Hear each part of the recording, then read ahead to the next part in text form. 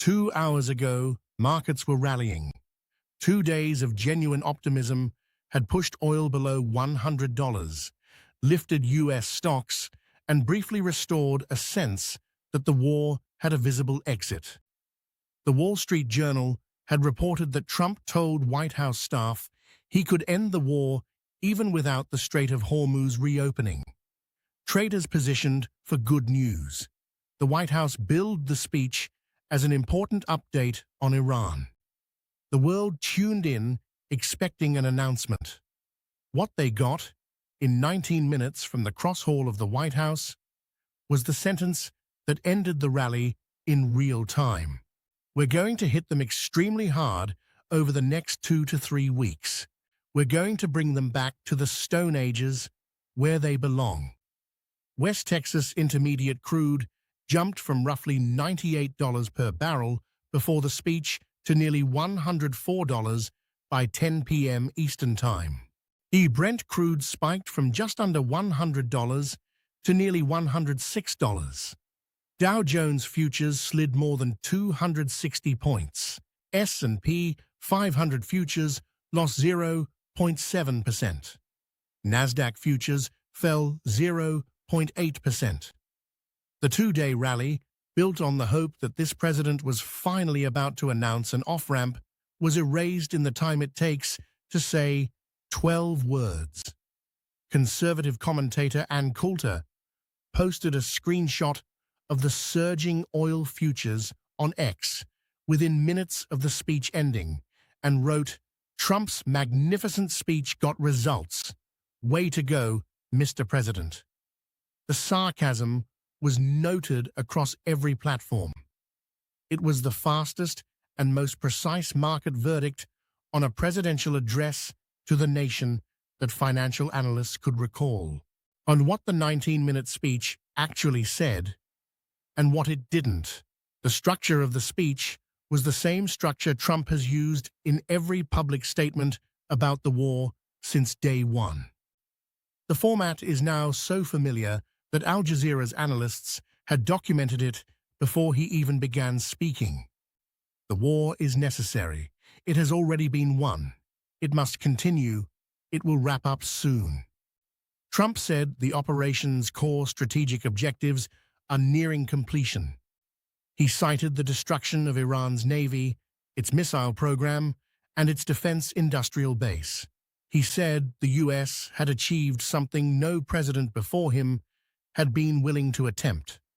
Essentially, I did what no other president was willing to do, he said. They made mistakes, and I am correcting them. He said the U.S. would hit each and every Iranian electric generating plant very hard and probably simultaneously if no deal is reached. He threatened Iran's oil industry. He said Iran had been essentially decimated and that the hard part is done. He did not mention a timeline for ending the war. He did not mention a plan for the Strait of Hormuz. He said it would open up naturally once the war is over. He said other countries should build up some delayed courage and take care of it themselves. He said the U.S. imports almost no oil through Hormuz and won't be taking any in the future. We don't need it, he said. What he did not say is what the markets had positioned to hear. No ceasefire announcement, no diplomatic breakthrough, no exit date, no Hormuz solution, and no acknowledgement that gas prices, which crossed $4 per gallon for the first time since 2022 on Tuesday, represent a structural consequence of a war his administration started, not merely a temporary Iranian attack on tankers. Earlier in the day, Trump had told attendees at a White House Easter lunch in a video the White House uploaded and then made private, but which continued to circulate online. Tonight, I'm making a little speech at 9 o'clock. Basically, I'm going to tell everybody how great I am. He also said, as an aside, the war's going to be over in 3 days. Neither statement made it into the formal address. Why markets sold off. The analysts who explained it in real time. The market reaction was not irrational. It was a precise reading of information content. Russell Chesler, head of investments at Van Eck Australia, said it plainly. The markets are certainly not interpreting the speech as positive. If he was trying to inspire confidence in the markets, he has not done that. But now, there's another 2 to 3 weeks of uncertainty hanging overhead for markets. Kazunori Tatebe, chief strategist at Daiwa Asset Management in Tokyo, identified the specific missing piece. There was no mention in Trump's speech about the details on when the war ends or when the passage of the Strait of Hormuz will become possible. The only thing that really matters is whether the Strait of Hormuz will open soon. Trump's speech doesn't imply this is likely to happen as quickly as the markets were expecting. Alicia Garcia Herrero, chief economist for Asia-Pacific at Natixis, captured the fundamental contradiction. Markets reacted negatively because while Trump says it is nearly over, he is sending the third aircraft carrier and more troops to the region, so it is hard to believe his words. The third aircraft carrier is the USS George H.W. Bush. The USS Abraham Lincoln and USS Gerald R. Ford were already in theater. 3 carrier strike groups, 3 MEUs, the 82nd Airborne, ground operation plans, war-gamed and ready. And a president telling the nation the hard part is done. Bank of America economists, already pre-positioned before the speech, published their assessment. Slower growth, higher inflation, and oil at $100 per barrel through the rest of 2026. Patrick DeHaan, head of petroleum analysis at GasBuddy, was more direct. Trump does not appear to have a serious plan to stop gas prices from rising further. I'm going to tell everybody how great I am. The lunch that explained the speech.